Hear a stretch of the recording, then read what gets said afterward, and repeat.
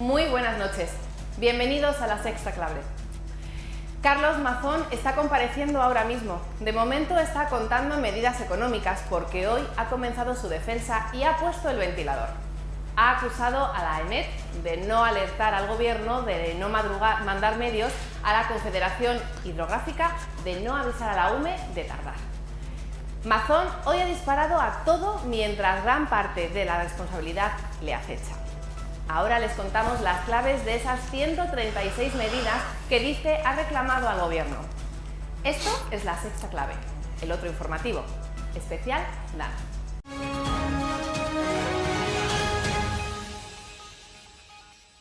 Han sido lluvias torrenciales. Han caído en algunos puntos casi 500 litros por metro cuadrado. Desde hace 28 años no llovía tanto en una localidad de la Comunidad Valenciana. Solo de las 4:30 a las 8:30 de ayer se recogieron en Chiva 343 litros. Estas son sus calles.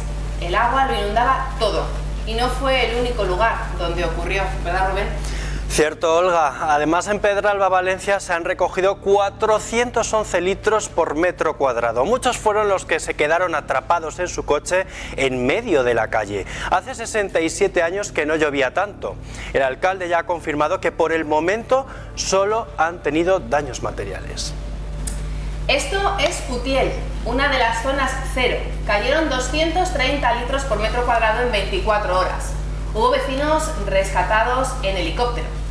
Otros fueron salvados gracias a una barca. El desbordamiento del río Magro convirtió las calles de Utiel en un torrente. Allí han muerto al menos 6 ancianos que estaban solos en casa cuando les sorprendió la riada. ¡El puente! ¡Hostia puta! ¡Hostia puta!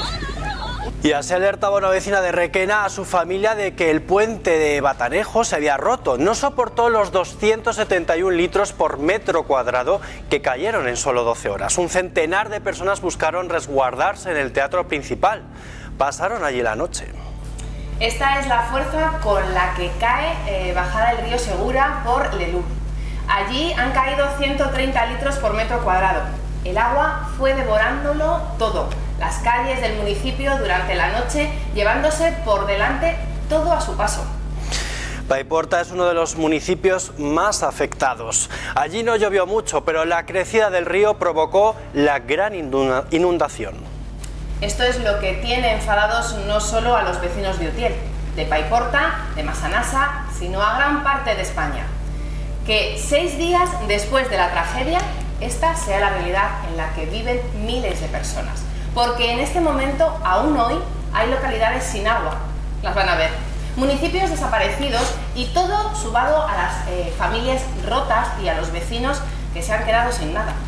Además, Olga, hay ejemplos que demuestran que se podrían haber hecho las cosas mucho mejor, que se podía haber movilizado al ejército rápido. De hecho, ya se hizo, y por algo similar, en el año 1983, fue durante las inundaciones de Bilbao. Entonces, en solo 48 horas se movilizaron a 2.000 hombres. En 3 días eran 10.000 soldados que estaban achicando aguas. Eso ocurrió hace 40 años. Ahora hay muchos más medios y aún así se han hecho las cosas mucho peor. En 1983 esos soldados repartieron 600.000 raciones de pan y 100.000 litros de agua. Y también instalaron tiendas como alojamiento temporal para quienes perdieron su casa. Sin duda, se podría haber hecho las cosas muchísimo mejor. Pues sí, Rubén. Vamos al terreno, donde se sigue trabajando con una prioridad, la búsqueda de desaparecidos. María Bernón, última hora, hoy despliegue de más efectivos. Ya son 7.800 los militares que están trabajando sobre el terreno. Lo ha adelantado el jefe de la UME, que ha explicado también que se ha tenido que ampliar la capacidad de la morgue. En un principio estaba preparada para 100 fallecidos, pero no ha sido suficiente. Ya hay prevista una morgue con capacidad para 400 fallecidos. Hasta allí se han desplazado 100 forenses para hacer las autopsias. Hoy seguimos sin tener una cifra oficial de desaparecidos. Desde la UME dicen que es difícil hacer una estimación real, pero sí han dejado claro que no se dejará una calle sin remover ni una puerta sin abrir. Lo que sí tenemos son cifras provisionales de fallecidos. De momento, 215 personas han muerto a causa de esta dana. Ya se ha autorizado la entrega de 47 cuerpos a sus familias para que puedan enterrarlos. Llevamos 205 muertos, pero es que hasta la cifra de muertos pues, se ha puesto en duda, Rubén. Se ha acusado a las autoridades de esconder la cifra de fallecidos, por lo cual vamos a ver si podemos esclarecer y aclarar todo esto, porque... Sí, porque además, bueno, las cifras son innumerables y además nosotros hemos investigado qué es lo que podría estar sucediendo y sobre todo cuantificar el número de fallecidos. Sí, vamos a hablar con uno de nuestros colaboradores para que nos contabilice y nos cuente un poquito cómo va todo ese tema. ¿Se oculta el número de muertos? Pues ayer eran 217 cuerpos encontrados y 217 fallecidos y hoy son 221 cuerpos, 221 fallecidos. ¿Y cómo se compatibiliza y se hace el proceso para ver el número de muertes? Pues lo normal es que un juez levante el cadáver, pero ante esta situación de catástrofe natural se le habilita a un guardia civil o a un policía para que él mismo lo haga y esa contabilización de los cadáveres se suma a la cifra oficial que tenemos. Claro, ¿por eso suma? ¿Se incrementa lentamente lo que es esa cifra? Sí, porque ahora mismo es más difícil encontrar cuerpos, ya que los que se encontraron en las calles, los primeros días era muy fácil de encontrar en las calles o en las casas, pero ahora los que se encuentran son en garajes, zonas inundadas o llenas de lodo, entonces cada vez es más complicado encontrar los cuerpos y por eso aumenta tan lentamente la cifra. Así se cuantifica, pero el proceso sigue, ¿verdad? Sí, porque llevan un cadáver a la morgue y allí lo que le hacen es practicarle la autopsia para determinar la causa de la muerte. Puede haber sido un ahogamiento o puede haber sido un atrapamiento, cualquier causa. Entonces le hacen la autopsia y determinan cuál ha sido la causa de esta muerte. ¿Y sabemos cuántos desaparecidos hay? Pues nosotros ahora mismo no sabemos la cifra oficial. El gobierno valenciano sí que lo sabe. Y hay un teléfono habilitado pues, para, sobre todo, llamar y denunciar desapariciones de familiares o de gente allegada. De momento nosotros no tenemos la cifra, pero ellos sí que lo conocen. No tenemos la cifra oficial, como nos ha comentado Sergio, pero los fallecidos han ido creciendo a lo largo del día. Aumenta mientras se accede a las zonas bloqueadas y se retiran escombros. De hecho, la Generalitat va a habilitar la Feria de Valencia para las autopsias ante el colapso de la ciudad de la justicia. A esta hora continúan los cortes de agua y electricidad en varios puntos, los tramos cortados y las áreas inaccesibles. Mientras la dana avanza, las tormentas llegarán esta noche a Mallorca y Menorca. Pues sí, y hoy cuando mucha gente aún busca a sus desaparecidos, quitan lodo de sus casas e intentan conseguir comida, algunos han recibido la llamada de sus jefes exigiéndoles que vuelvan al trabajo. Lo ha contado la vicepresidenta Yolanda Díaz, que les mandaba este mensaje: en el caso de que vuestra vida esté en juego, no hay que ir a trabajar. Pero, Cornelia Cés, ¿a qué otras situaciones laborales nos podemos enfrentar? El Ministerio de Trabajo lo ha dejado claro: la seguridad de los trabajadores es la prioridad. Por eso, si para ir a trabajar tienes que poner en riesgo tu vida, claro ejemplo, si tienes que atravesar una zona inundada, debes quedarte en casa.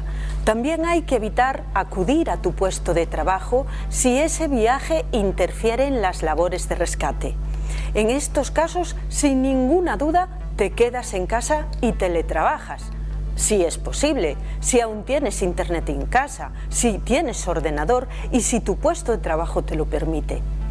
Hay casos extremos donde directamente tienes que estar en casa.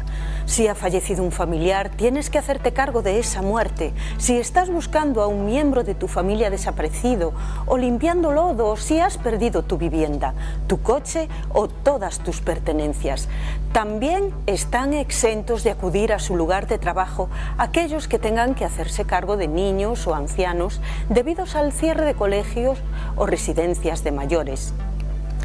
Vale, ya tenemos claro cuándo no hay que ir a trabajar al puesto de trabajo, pero cuidado, porque hay que avisar, y hay que avisar rápido y justificar por qué te es imposible desplazarte hasta tu puesto de trabajo. Y debes hacerlo aportando pruebas del peligro, por ejemplo, cortes de carretera, alertas meteorológicas o bloqueos en los transportes públicos.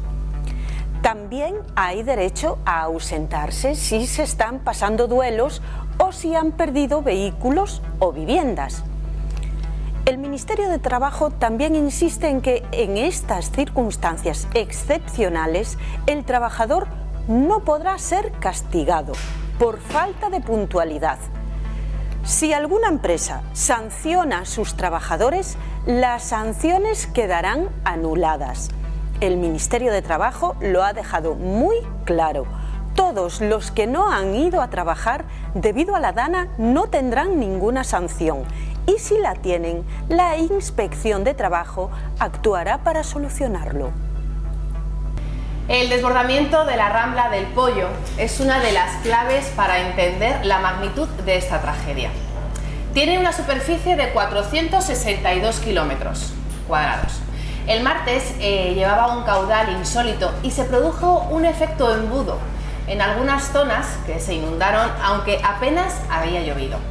Localidades en las que el desbordamiento del barranco se agravó por la descalificación y la presencia de infraestructuras, se cortaba la salida natural del curso del agua hacia la albufera. De ahí esas imágenes de inundaciones rapidísimas, de coches amontonados, unos encima de otros. Algo insólito y bastante grotesco, la verdad. Mientras hay gente que ayuda a los demás, gente que dona dinero, hay otros irresponsables que se dedican a mentir, a lanzar esos bulos, a entorpecer la labor de asociaciones como la Cruz Roja. Javier Bas, a Cruz Roja, la ultraderecha les están friendo a bulos. Sí, la ultraderecha acusa a esta organización benéfica de estar lucrándose a costa de las víctimas y de no ayudarles sobre el terreno. ¿Y todo por qué? Pues porque Cruz Roja ha pedido que para ser más eficientes y tras hablar con el ayuntamiento, esas donaciones sean económicas. Pese a ello, y más allá de estas imágenes, podemos ver cómo están ayudando sobre el terreno. En su web también vemos que han hecho más de 156.000 asistencias, ya sea repartiendo comida, medicamentos, ayudando en las labores de limpieza, además de prestándoles ayuda psicológica. Hoy la alcaldesa de Valencia confirmaba que han encontrado 9 muertos en el barrio de La Torre, 7 de ellos dentro de un garaje. Lo estamos viendo estos días, garajes, residencias, cuarteles se han convertido en auténticas ratoneras y ahora nos lo va a explicar muy bien la compañera que tenemos allí destinada. Sí, además, Olga, te digo una cosa, las imágenes que estamos viendo durante todos estos días están siendo auténticamente terribles. Sí. Esther Palanca nos lo va a contar, danos las claves de ello. La fuerza del agua y de todo lo que arrastra a su paso se ceba especialmente en lugares con rampas, pocas salidas y a ras de suelo. De ahí la imagen con la que hoy se han encontrado los equipos de rescate. 7 fallecidos en el interior de un garaje en el barrio valenciano de La Torre. Vecinos del mismo edificio que al intensificarse las lluvias, al ver que sus coches corrían peligro, bajaron al sótano a sacarlos. Y en ese momento, en cuestión de minutos, una riada procedente de una calle perpendicular tumbó la puerta y anegó las 2 plantas. Absorbió los vehículos e hizo imposible salir. Sus familiares sabían que estaban dentro, pero la cantidad de lodo ha impedido a los forenses acceder hasta hoy. Un matrimonio y su hija, un policía local, una mujer que pasaba por la puerta, todos fallecieron ahogados. En la zona cero de la tragedia, Paiporta, con medio centenar de fallecidos, al menos 8 perecieron en esos lugares convertidos en ratoneras. La fatal noticia se confirmaba en el caso del guardia civil y la mujer de otros de ellos, cuya desaparición había denunciado sus familias. Y la causa se repetía. Pensaron que tenían tiempo para sacar sus coches del garaje y de la casa cuartel. Lo intentaron, pero una enorme ola devolvió los 2 vehículos en marcha hacia el interior. El único superviviente intentó sacar sin éxito a su pareja. Y en la misma localidad, con las lluvias ya desatadas, todos los ancianos de la residencia se encontraban en ese momento en la planta baja. El agua alcanzó con celeridad el 1,5 metros. Los trabajadores rompieron las ventanas para evacuar y subieron uno a uno a un centenar de mayores al primer piso. luego el segundo, y eso fue lo que salvó a la mayoría. 6 fallecieron y los residentes del centro de Massanassa también quedaron atrapados y bloqueados, sin escapatoria. Quedaron 5.000 vehículos en las carreteras de la Comunidad Valenciana hace 48 horas, principalmente en la A3, la A7 y la V31. Pero en total, más de 70 carreteras fueron cortadas por escombros, barro, tráilers atravesados o coches apirados. Resultaba imposible seguir los consejos de los expertos, demasiada agua como para aferrarse a algo estable o subirse a los techos. Hoy, por suerte, no quedan atrapados. Las plantas más altas son siempre, en estos casos, los lugares más seguros donde refugiarse. Gracias, Esther. Impresionan las historias y también sobrecoge ver el antes y el después de algunas de estas zonas. Están viendo el barranco de Chiva, el que atraviesa el casco urbano y que se ha desbordado y arrasado locales y viviendas.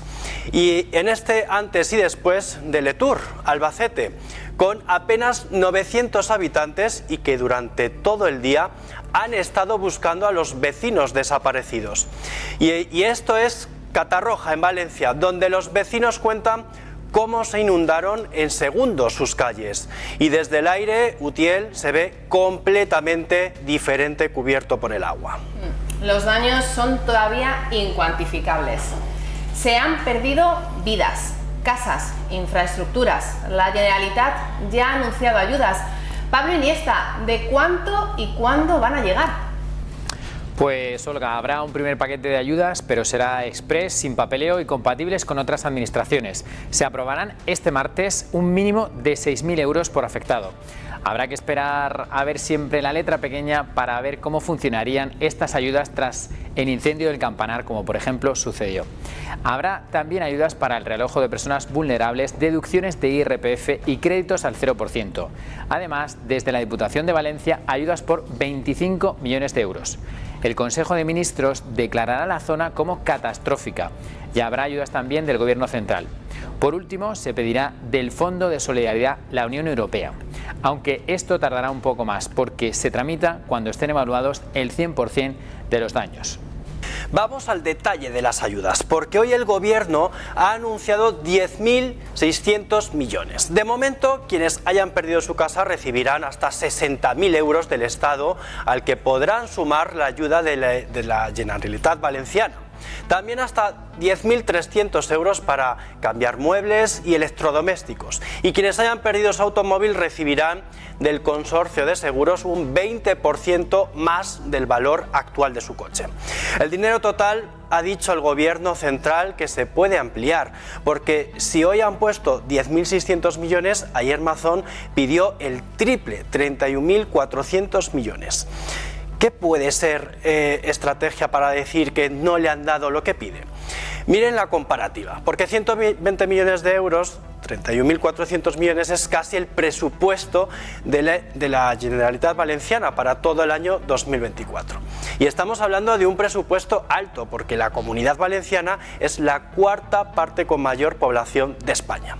Todo lo que gasta la Comunidad Valenciana en un año es lo que, según Mazón, se necesita para reconstruir los 69 municipios que han sido afectados por la Dana y que han dejado al menos a 200.000 personas afectadas. Durante todo el día hemos intentado explicarnos qué y cómo ha pasado. ¿Qué suma de factores han propiciado que se formen las tormentas? ¿Qué pasa con todo esto? Las claves las tiene Delia Rodríguez. Cuéntanos. El tipo de tormentas más destructivas de las que hay catalogadas son un conjunto de tormentas circulares que se quedan estáticas. Lo ven perfectamente en esta imagen de satélite. Son tormentas que no avanzan de forma lineal como estamos acostumbrados a ver, sino que se mueven en círculo y se quedan fijas sobre la misma zona, descargando allí durante horas sin moverse. De ahí las imágenes que vimos después.